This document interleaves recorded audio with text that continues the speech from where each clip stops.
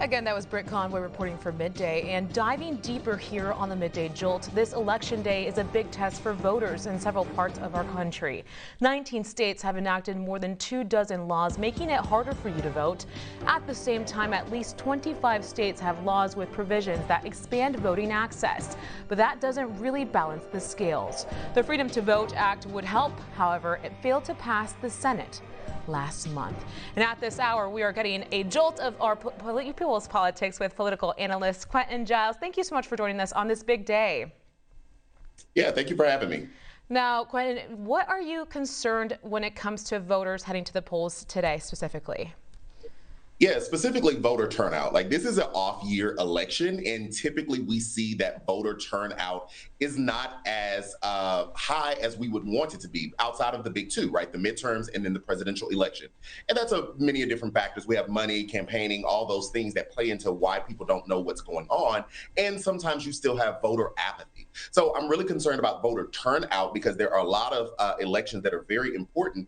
And I'm also concerned about voter intimidation. We can never negate that this last presidential election left a lot of people, although it be a lie, feeling as though that the election was stolen. And so if you have a mass amount of people, or you have a good quantity of people who believe that elections have been stolen, my concern is what do they do forward to make sure that those elections aren't stolen in their mind? So those are the two greatest concerns that I have right now.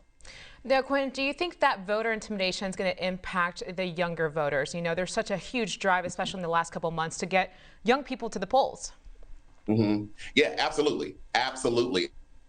It can impact young voters because as a young voter, you're new to this system of voting, right? This is your entryway. I remember when I first voted for Barack Obama, I was young. I didn't know what I was doing. It was already intimidating just going into the polls. And so if you have someone who is intimidating voters, or you have someone that is threatening or menacing or wanting to follow you, I could see how that would turn folks away. But I would be remiss if I didn't tell people still push forward when you go to vote and exercise your constitutional right no matter what is going on.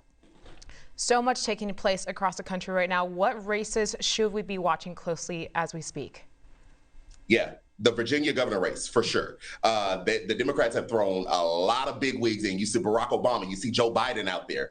They are counting and betting that they can get that governorship. Also, the Atlanta mayoral race. All of those candidates, it's giving me a frenzy as a political junkie. It's giving me goosebumps just to see how that's going to turn out. And then also here in Texas, a lot of times we talk about police reform and we want DAs and we want accountability. But here in Texas specifically, there's some state constitutional amendments that actually target judges and the requirements to be a judge here, because it's one thing to have a DA, but then you also need the person that is going to either pass down the sentence or carry out justice. So I'm looking at those constitutional amendments here in Texas as well. Now, so much back and forth going on. Some voting rights advocates say they've had enough of Republicans in the Senate obstructing the right to vote and enough of the lack of bold action by the Democrats. So do you think any of the elections today will impact the Freedom to Vote Act? No, I don't. What we're seeing right now, honestly, from the Democrats who have the power is really a lot of political gesturing. We saw that there was this big push just yesterday to get Biden's infrastructure bill passed, or to say we need to get it done by today. What I saw that as was a way to really ignite the base to go out and turn out at these elections, specifically the Virginia governor's race. But no, I don't think that it's going to have an impact. We see what the priority is of this administration. And yes, Republicans are obstructing. And at the same time, Democrats are not on one accord. So we got to call balls and strikes on this, that a lot of this is political gesturing and they just don't have the will to push it all the way through.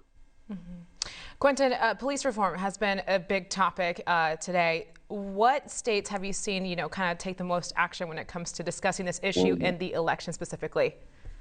Yeah, Minneapolis. That's another race I did mention earlier that I'm watching to see, or election that I'm watching to see, because what they have on the ballot is to completely reform the way policing is done there, to really bring in civil servants like social workers, mental health professionals to respond to 911 calls that call for it, and that those police officers no longer being police officers, but peace officers still armed if there is a violent crime happening and they can respond. It changes the structure of the police chief. They would no longer, if it passed, they would no longer have a police chief. They would have a commissioner that reports directly to the city council. So there is a lot more oversight. I think that they are moving in the absolute correct direction because we don't need cops for every situation. And so, like the package said before we came on, this is truly a test case to see how this would impact the rest of the country, but they are on the right track with that.